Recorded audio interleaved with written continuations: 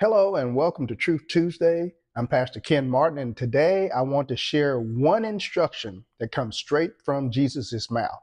That instruction is ask and it will be given to you, seek and you will find, knock and the door will be open to you.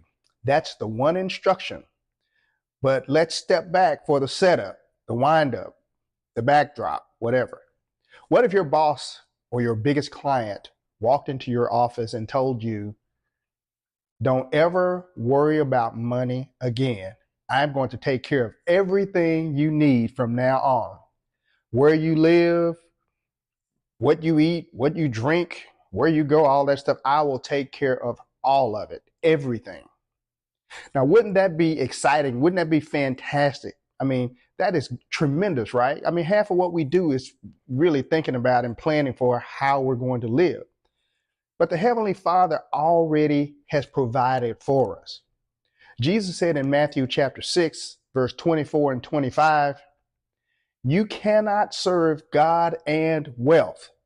For this reason, I say to you, do not be worried about your life as to what you will eat or what you will drink, nor for your body as to what you will put on it. Verse 33, he says, but seek first his kingdom and his righteousness, and all these things that you desire will be added to you. So he provides for us. So he says all he wants us to do is, first of all, seek his kingdom. And he says, don't worry about tomorrow because the Father's going to give you all the things that you need.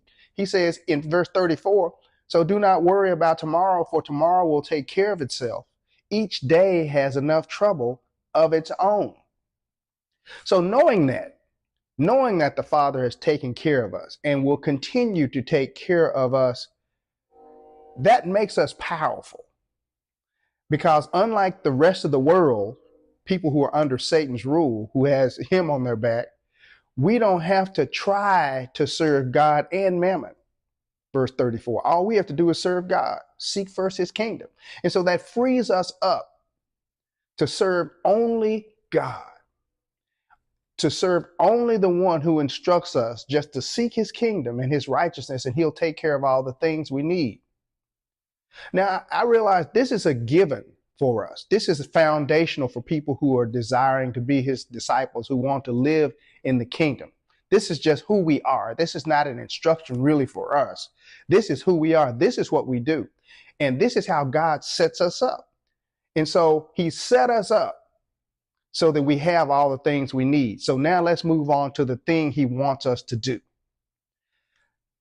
Since we are set up, Jesus gives us this thing he wants us to do in chapter 7 of Matthew, verse 7.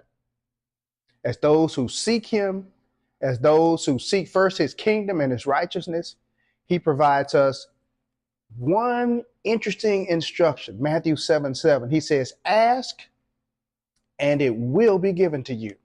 Seek and you will find. Knock and it will be open to you. And then in verse 12, as he wraps up this conversation, this discourse, he tells them how to do it. He tells us how to do it. How do we ask? He says, well, he gives us what's commonly called the golden rule. So he who tells us we can ask for anything, he wraps up what he's saying by saying, do unto others as you would have them to do unto you. Okay, so let's back up and tie this together. Okay, do what? We're supposed to ask, seek, and knock. And not just ask one time, but keep on asking, keep on seeking, keep on knocking. Because back in chapter 5, he set this up. This is the setup. This is the backdrop for it. He tells us who we are. By the time he goes through chapter 6, it's just one continuous discourse. He says, when you give, don't act like the world gives. Don't act like them, but just keep it between you and the Father.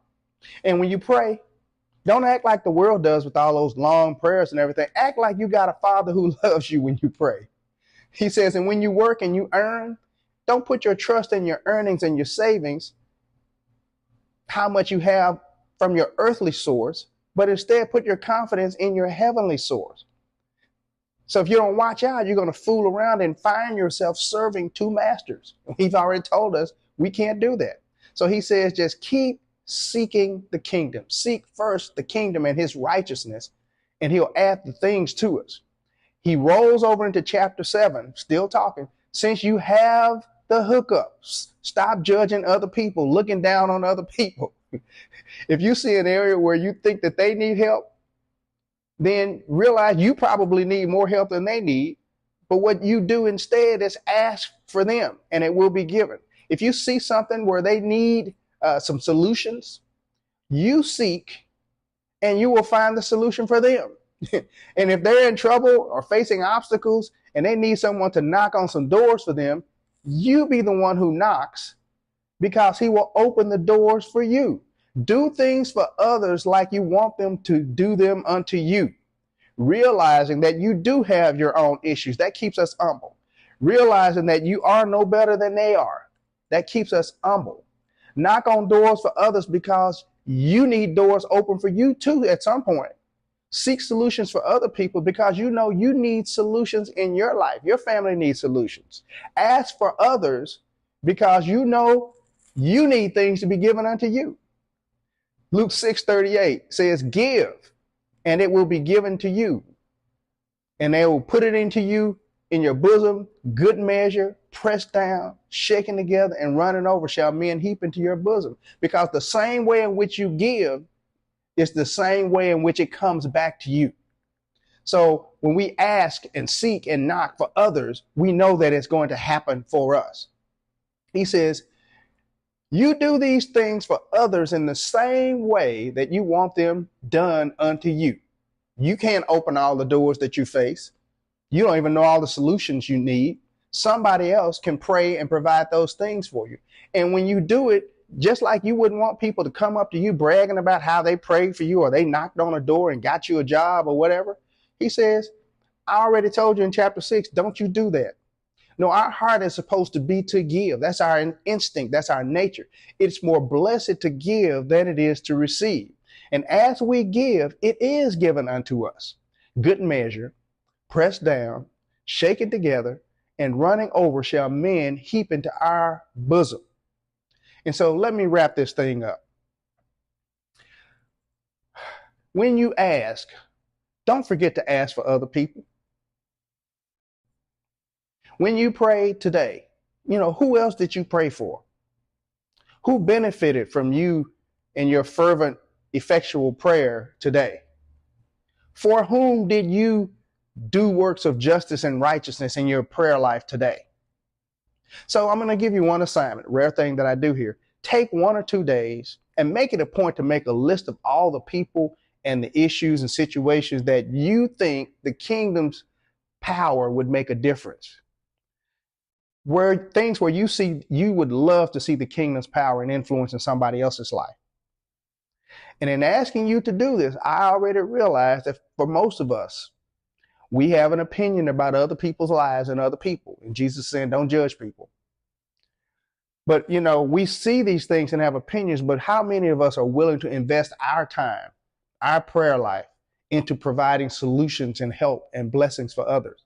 How many of us are willing to commit and be resolved to see things through in prayer for other people? Now, in the United States, it's so much about our comfort, about what we have and what we drive and what we do and how good we are and how good our kids are versus somebody else's.